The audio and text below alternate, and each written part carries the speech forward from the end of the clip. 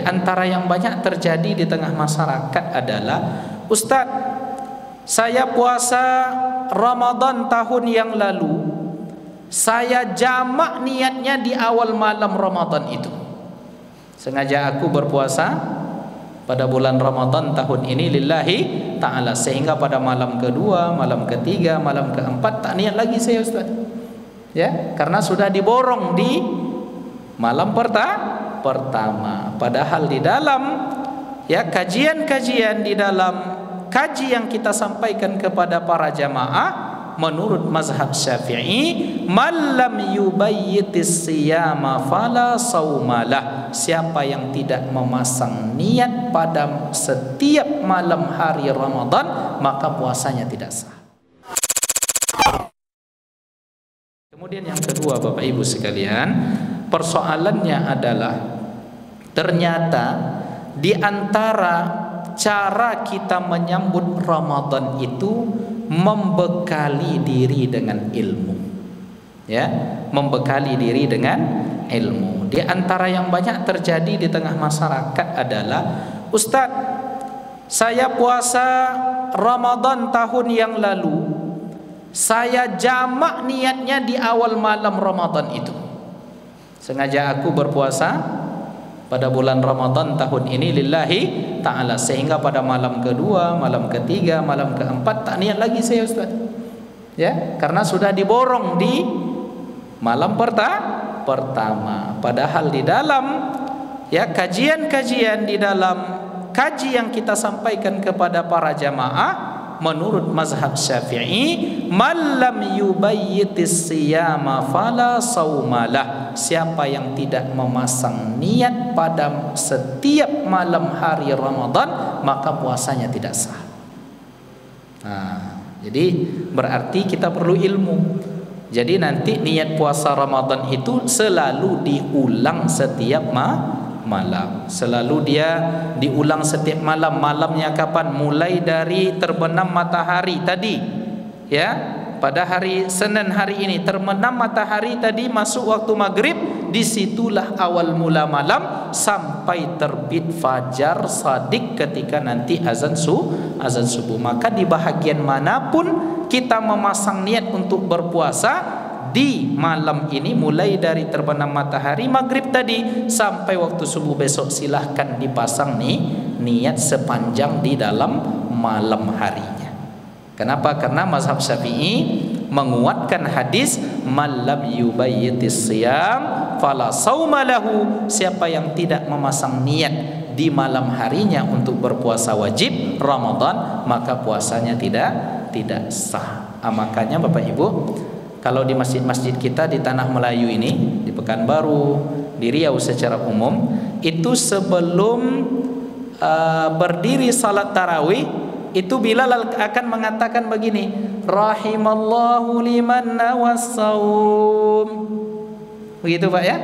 Rahimallahu liman nawassawm, nawaitu sawma ghadin an adai fardi syahri ramadana hadhihi sanah lillahi ta'ala. Serentak makmum mengucap itu. Coba tengok cerdasnya ulama-ulama kita di Nusantara dulu, sebelum melaksanakan ibadah tarawih itu, Bilal mengucapkan rahimallahu liman nawassawm, Allah merahmati orang yang meniatkan puasa. Maka setelah itu jamaah langsung memasang niat. Dilafazkan dengan lisan tak masalah. Maka mereka mengatakan nawaitu shauma ghadin an adai fardhi syahri ramadan hadhihi sanah lillahi ta'ala. Barulah setelah itu diisi dengan zikir-zikir. Ya, kalau di sini apa zikirnya Bapak Ibu? Ya, subhanal malikil ma'bud, subhanal malikil mawjud, subhanal, dan seterusnya. Kalau baca itu udah rasa-rasa Ramadan aja rasanya Pak ya. Ya, padahal insya Allah sekitar 11 atau 12 hari lagi, atau 11 hari lagi barangkali. Maka Bapak Ibu, cerdasnya para ulama kita, supaya kita tidak tertinggal niat, maka di saat akan bertarawih itu Bilal mengingatkan kita rahimallahu liman nawassawm. Nah, jadi yang pertama yang perlu kita perhatikan untuk menyambut Ramadan itu persiapkan diri dengan ilmu. Lalu yang kedua apa? Yang kedua yang perlu kita persiapkan menyambut Ramadan ini dengan memperbaharui taubat kita kepada Allah Subhanahu wa taala. Maka di antara cara bertaubat itu adalah dengan memperbanyak istighfar, ya. Dan rupanya Bapak Ibu, ya, taubatnya satu orang itu bisa memberikan efek positif kepada komunitas khalayak ramai, sekampung, senegara, ya, seprovinsi mendapatkan berkah dari taubat satu orang. Nah, apa contohnya dan seperti apa contoh realnya? Ini disebutkan di dalam kitab Mausu'atul Akhlaq. Di zaman Nabi Musa alaihissalam terjadi kekeringan sehingga mati banyak binatang ternak, tanah-tanah kering, tidak menumbuhkan pepohonan dan tumbuhan. Lalu masyarakat kehausan, kekeringan. Lalu Nabi Musa alaihissalam dengan umatnya ketika itu, jika ditarik syariatnya seperti syariat kita, melaksanakan salat istisqa. Lalu salat istisqa, berdoa meminta kepada Allah. Lalu tak kunjung turun hujan, ya, tak kunjung turun hujan.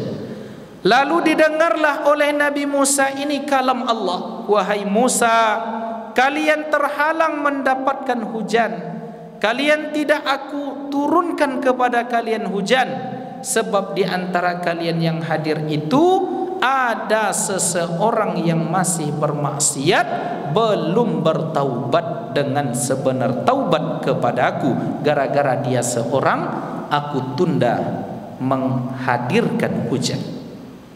Coba tengok Bapak Ibu. Nah, akhirnya apa? Ya, ini sama dengan kasus ketika kita ditimpa musibah apa kemarin, kabut asap, ya. Lalu salat istisqa. Udah beberapa kali salat istisqa tak turun hujan. Ada komentar dari salah seorang ustadz kita, macam mana mau turun hujan orang yang membakar hutannya di situ, katanya. Ya, orang-orang aktor-aktor intelektualnya di situ. Nah, dan dia hadir entah untuk apa? Ya, dia yang berbuat, ya, dia yang hadir di situ. Ya, barangkali dia tidak memperbaharui taubat kepada Allah. Lalu kembali kepada kisah tadi, Nabi Musa alaihissalam berkhutbah di depan umatnya, wahai umatku, kita terhalang karena Allah masih menghalang kepada kita hujan ini karena di antara kalian ada yang belum bertaubat kepada Allah Subhanahu wa taala. Maka oleh karena itu kata Nabi Musa, tolong keluar dari komunitas ini sekarang.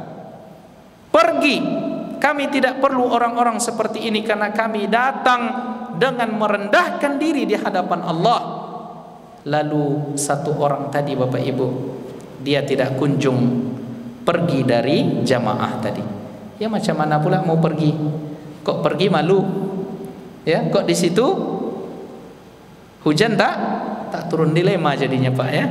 Dilema. Kalau pergi keluar dari komunitas itu nanti nampak betul awak pendosa. Ya. Kalau kita di posisi itu macam mana Bapak Ibu? Tentu malu kita keluar. Tapi kalau di situ hujan tak kunjung turun. Akhirnya apa yang dilakukannya Bapak Ibu? Diambilnya selendangnya, ya, lalu ditutupnya wajahnya, terpekur ia, ya, dia teteskan air mata. Saat itu dia ucapkan astaghfirullah, astaghfirullah, astaghfirullah, ya Allah, aku minta ampun kepada Engkau ya Allah. Belum lagi selesai dia mengucap istighfar itu Bapak Ibu, turun hujan.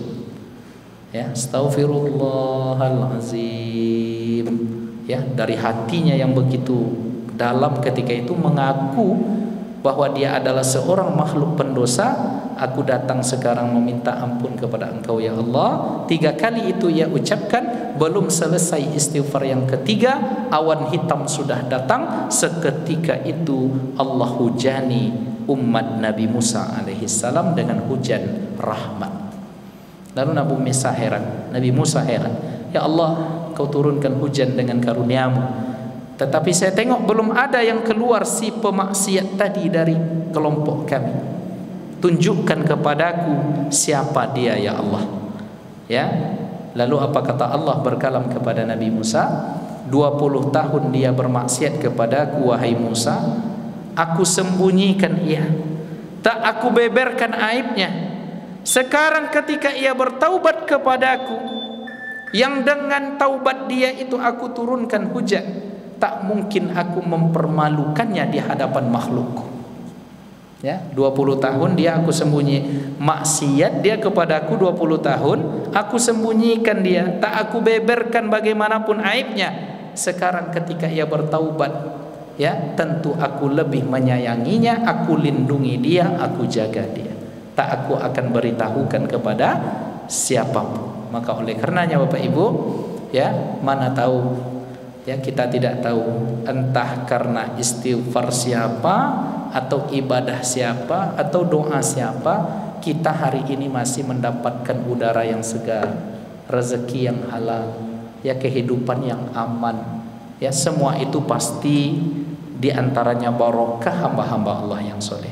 Maka jangan dianggap sederhana pengajian, dianggap sederhana wirid yasin, dianggap sederhana segala kebaikan. Justru mungkin, ya, dari sanalah ternyata Allah Subhanahu wa taala masih menjaga kita.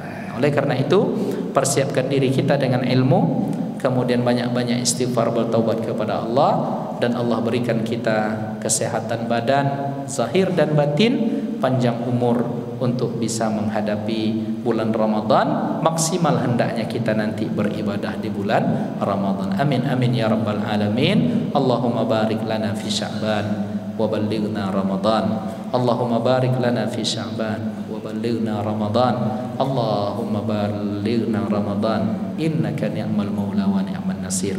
Wa sallallahu ala sayyidina Muhammad wa ala alihi wa sahbihi ajma'in. Wa akhiru da'wana alhamdulillahi rabbil alamin. Banyak maaf atas segala kehilafan dan kesalahan. Wabillahi taufiq wal hidayah. Wassalamualaikum warahmatullahi wabarakatuh.